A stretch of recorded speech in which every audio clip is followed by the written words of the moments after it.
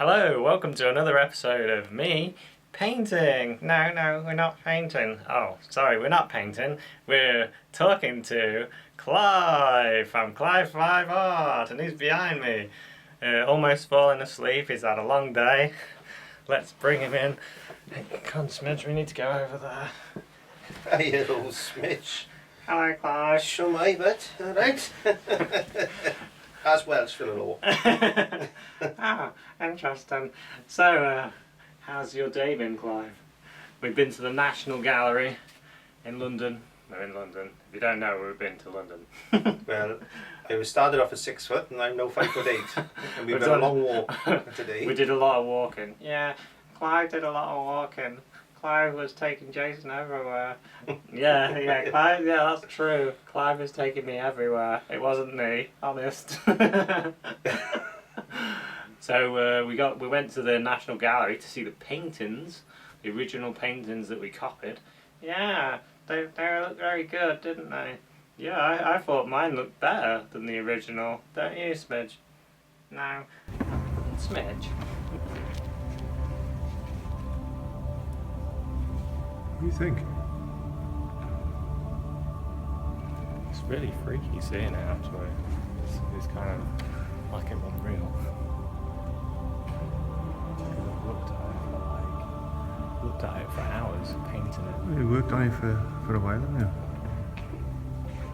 I mean, the colouring is different to my print. Brighter. The face is brighter. And the reds are nowhere near as strong as my print either. So I'd say my copy is too highly contrast. So we couldn't have swapped them then? No. No, the quality of the original is too good for my copy. And he's in so isn't it? It's amazing. And that was 1577, 1640, so considering this. He's kept this colour, hasn't it? What about you, It Clive? was interesting actually, Jason, because we noticed that they actually increased the panel. Yeah, something that you couldn't see on the pictures is like the bottom part of the painting was added on because it was they painted part of it and then it was like, oh, we need to make a bit more room for the hands and the shoulder, and they made it bigger.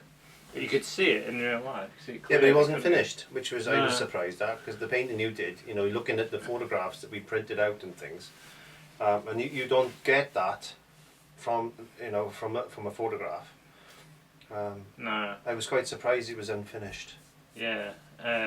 Amazing how many paintings in the National Gallery are unfinished. Actually, there's quite a few, aren't there? Yeah. I was quite surprised. But it's good to see that some of them, how they've worked, from the line drawing, and they've got a couple. Yeah.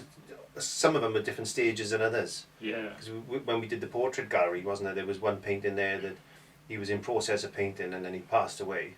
Yeah. And it was just left unfinished. Yeah, the person that commissioned the painting didn't want the helpers, the lackeys, to finish the painting off, so they just had it with the main artist's work, and that was just the head, and then a little bit of the shoulders, and the rest was just a drawing still, and they didn't finish it. So, what did you think of seeing the master painting, the Thomas Gainsborough plan pin? I still think mine's better. I know I've seen the dimensions of it. I painted to scale. But it does look smaller actually. I don't know why. It's one thing I noticed, how smooth the ground is on that painting. It looks really smooth. But that's what showed up on the reference photographs. That's why I went in on light glazes, but it's a lot darker than I thought. It's a lot darker. It's nice to see the original actually. Might be age though, see, because I've seen a lot more red in the base. It looks different than on the other. See how like that it looks on there? Yeah, it changes on mine. It's cooled it down. Yeah. it's quite a warm painting. You know, you look at his jacket there now, and his waistcoat, how bright it looks on camera. But it's not so bright in life. No, everything's quite dull. It was a lot darker than I thought it was, because I've seen so many different photographs of it, reference-wise. Some are touched up, some were supposed to be original, and there's others in between that, and I picked the best. But when I painted the bottom a lot redder, but I mean, if it was cleaned, I would imagine colours might come through, I don't know, but you pointed out the brushwork on the dog, how they actually just dry brushed. Just let the paint pull off and just leave the brush marks in there, which was quite nice, you know.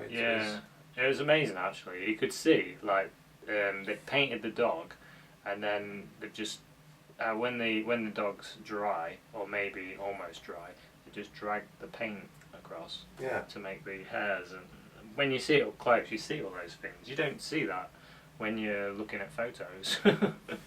Well, there was the Japanese bridge, wasn't it, by Monet, and I said to you, I couldn't believe how thick the lily pad was, and you know the water underneath, and how thick he applied the paint, because you don't get to see that on photographs. And I guess even the photographs we post on this, you would never see what we've seen.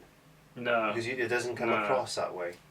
And another thing we noticed was taking photographs. We had to alter our shutter speeds and you know, exposure settings. When you're trying to get a photo of a painting, you've got so many issues, because you've got your camera's white balance and the lighting and everything, and then when you got your picture, you put it on your computer screen, and computer screens calibrate differently, and then when you print it out, it changes it again. So to get it exact, you really need the painting next to you. Because when I finally saw Susanna, the original, I was like, well, first I was amazed, because when you work on a painting for so long, it kind of feels like you're painting. Did you feel that? Yeah, it did. Yeah, it did. It felt like my painting, because we'd done them to scale. Yeah. We actually painted them original size, so we were lucky that we picked the ones that we could do that with. Yeah. And like some of them portraits were like 20 feet tall by about 5 foot wide. But some of them were just amazing. And we'd taken some photographs, and even the Haywayne, wasn't it? And I said to you, we've got to stand there just to get the size of that. You need some sort of reference to see how big this thing is. Because I've only ever seen the Haywayne. Reproductions. You know, like my mother had one in the front room, you know, and it was hanging on the wall in a proper 70s type of style. And you think, oh, that's how big it is, but it's quite. I mean, how big was it? Massive. It was massive. They are massive paintings. I mean, a lot of tubes of paint. If you were copying that, it cost you a fortune to just in paint alone. But there's a couple of them we could see that you could say, well, look, we could cut that. That's one painting. That's another painting. We could get like several different paintings out of one scene. Yeah, and I know that sort of thing happened when like some of the top artists, when they pass away, the family can break down paintings and make multiple paintings. I have heard about that happening. But going back to the master paintings, the Susanna and Plampin, I don't know about you, I had an emotional connection to the Susanna painting. I did with old John, you know, because I've talked to him for quite a number of weeks, you know, and then called him a few names because I couldn't get his face right. But you get that, you do get that, and you think that's my painting, you know, like you said, and you do get a connection to it, and I think it's a good thing to do, is to try and do that, because you learn a lot. You do learn a hell of a lot. Although they were painted by masters, you know, you could look at that and you could say, I had the brush strokes right there. You know, we were talking about, you noticed that his trees would go one way, and all the fur and everything on the dogs and everything were going the other way. It was just there's like a flow, wasn't there? Yeah. Like it's amazing how Gainsborough paintings, when I was looking back, I noticed there was this flow, like a flow of trees, and then a flow, like the dog, and everything just balanced. It's really interesting. So when you was walking around, we was sort of thinking, let's do another one. Let's challenge ourselves. Did any of them think, oh, I'm on... I've had a couple of. I told you that one that struck me. I can't remember which one it was, but I know she had that. I said to you, it reminds me of the girl with the pearl. You know, with the ultramarine blue. Yeah. And on a dark background, and that really stood out to me. But there was. I also seen a painting by Thomas Gainsborough, which was unfinished, and I said to you, I'd love to do that and put my children in there, you know. Yeah. And I seen a couple like that, in fact, which I might do, but just to use that setup, you know. But yeah, I've seen. I haven't decided which one because I've taken so many photographs, but I've got a rough idea. Unless we do that one in the portrait gallery, you know. Yeah. With all the people in it. With all the people in it. Oh, there's some paintings. House of Commons, wasn't it? Yeah, that's right. the massive painting of the House of Commons, and there's people all the way along the sides, just full of people. I mean, amazing to be able to paint that. I wouldn't want it myself, that painting. It's just the want it in a amount room of is work massive. they can put into it. It'd be a weird thing to have on your wall. Well, which one? that one particular one you said it took. How many years did it take? Oh, there was this portrait. I can't remember what it. I did take a picture of it, I think. I can't remember.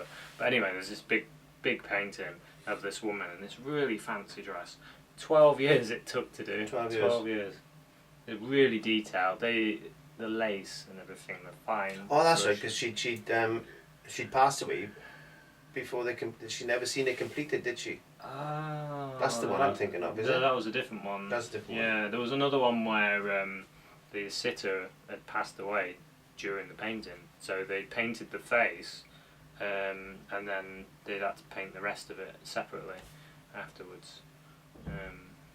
Yeah, some crazy stories and things. And remembering that they didn't have photography. No. They relied on their sketchbooks and getting people to model or using. I know some used mannequins or people to wear the clothes. So they do the painting or the drawing of the person, the sitter, and then they get someone else to pose in the clothes. I know they used to do that, and yeah, crazy. I mean, what did you think of the National Gallery as a whole, National Art Gallery? Bigger than I thought, because I've got a National Gallery, Welsh National Gallery, I should say, in Wales, and I thought that's quite big. But this is like, we were there a good 4 or 5 hours. Yeah, it was massive. We got lost how many times? Yeah, there's so many rooms, and you look on the You Are Here maps, and then I start to get a bit confused. I was like, wait, No, I would recommend a visit to anybody that possibly get there. Yeah. Because the National Portrait Gallery then is just around the corner. There's literally 20 Yeah. yards, because we got lost and we were looking for it. It was like, oh, wow. get directions, There it it's behind you. Yeah. We just literally turned around and, oh, there it is. Huh? Yeah. But I highly recommend a visit to that. And it's got all the big names. I mean, Renoirs and Sargents and Monets and Degas. There was a Degas exhibition going on with all his. Didn't see a Lowry drawings. there though. No, I don't remember seeing a Lowry either. Maybe they're all in the Lowry Museum in Manchester. Quite possible. There's a couple in one near me. There is. But yeah, amazing trip. I've learned a lot from looking at the paintings. You've learned a lot as well, haven't you? It's surprising how much you can actually absorb, you know. Yeah. And I think until we actually sit down and look at the photographs and, you know. There's certain things I've seen that I'm gonna start experimenting with. I could see some techniques of the way they were doing leaves and things. I thought, I might be able to use that. And there was so much. I think that So you know much. it's been an absolute pleasure to meet Jason, for one. and because we've been talking for a number of years now, and we've got on really well. We've done some wonderful challenges, and when we What about me? you were absolutely fantastic, Smudge. Woo! Woo! Yeah. So yeah, he's been waiting on in the bedroom all day for you today, Jason, wasn't he? Yeah, I did Yeah. take Smidge into the gallery, and So- good job because it was quite library-like. Well, the plan was to actually video in there, but it wasn't Yeah. feasible. It is quite library-like, quite, you need Yeah. to be quiet as everyone's concentrating. There's people sketching the paintings in there and stuff, and but it was really good, and Well worth the challenge, and Yeah, but- absolutely well worth being able to meet up and Yeah. and share that experience. That you know, we've gone from an idea to a painting Yeah. to seeing the originals and having a cracking couple of days. oh yeah, I think and everything we've done after that as well, like walking around Yeah. Regent's Park, going down Buckingham Palace, Yeah. we've done Trafalgar Square. having a cup of tea with the Queen, we did. Yeah. Yeah, Cleaned a few windows while I was there. yeah, yeah. But we, I think as far as we crammed a lot into today. We did do a lot. We even saw pelicans. Yeah, that was on the bucket list. One. It was like my idea was see the master paintings, tick. See the pelicans, tick. It's really good. It's very good, and hopefully get a few good episodes out of it. Because I'm going to use some of the techniques I've learned and make some videos, and yeah. Do you have anything else to mention or? I'm just in awe of the day, to be quite honest with you. It's been a fantastic trip, and looking forward to planning another one to do something different. It's been good because both me and Clive have gone through the same journey. We've worked on a painting, we've tried our best, and then gone to see the original. So it's been a good learning curve for both of us. And there's not many people can say that they've actually been able to do that. No. To copy something that a master has done and see the original as well. And spend some time with it. So it's kind of like like doing an art degree in a way. It's like we're students of art, so it's kind of something that they would probably do. I know the masters used to do things like that, like a Van Gogh would copy a Millet or other examples that I can't think of. Because it's been a long day. Yeah, it's been a long day, and yeah, it's quite overwhelming when you get in there because there's so many amazing paintings, so much good art in there that your brain starts going thinking, oh, I need to learn this, I need to learn that, oh, that technique's good, that technique, I like that, and yeah, amazing. Got to see a lot of my art hero paintings as well, and yeah, it's a brilliant day all round.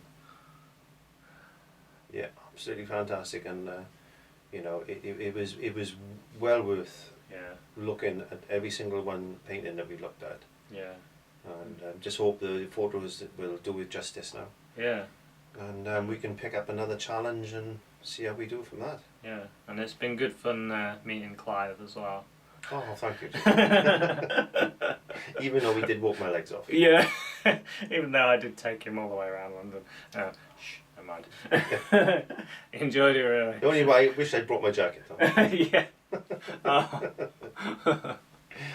Anyway, thanks so much for watching this one, and hopefully there'll be some awesome episodes of my new techniques that I've learned from painters that did it 500 years ago. Brand new techniques for only 500 years old. And yeah, so thanks very much for watching. It's goodbye from me. And me. And me. Cheers. Thank you. Nice.